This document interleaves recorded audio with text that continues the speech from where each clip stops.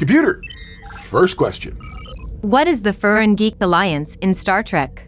So the Ferengi Alliance is specifically a group of it's almost their version of the Federation internally. There are many corporations and the like that operate on Ferenginar or within Ferengi space, conglomerates, if you will. They have created an alliance. It's almost like a version of an interstellar crew, or an interstellar confederation, a guild, if you will.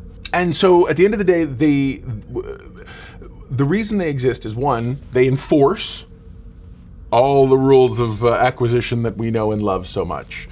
The rules of acquisition are the rules by which Ferengi rule and occupy their lives. It's the Ferengi version of law. If it's not covered in the rules of acquisition, it's wide open territory and you can do whatever you want.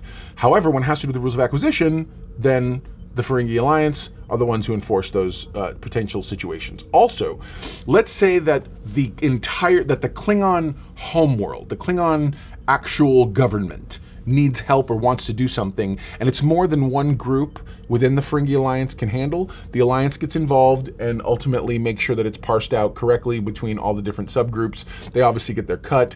I don't want to call them like the mob, but they're kind of like the mob.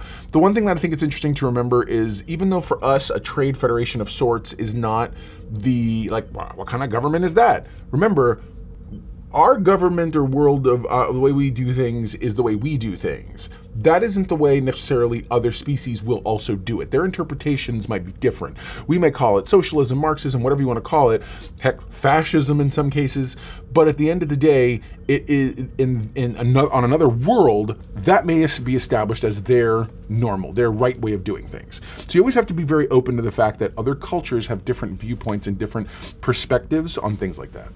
So, all right.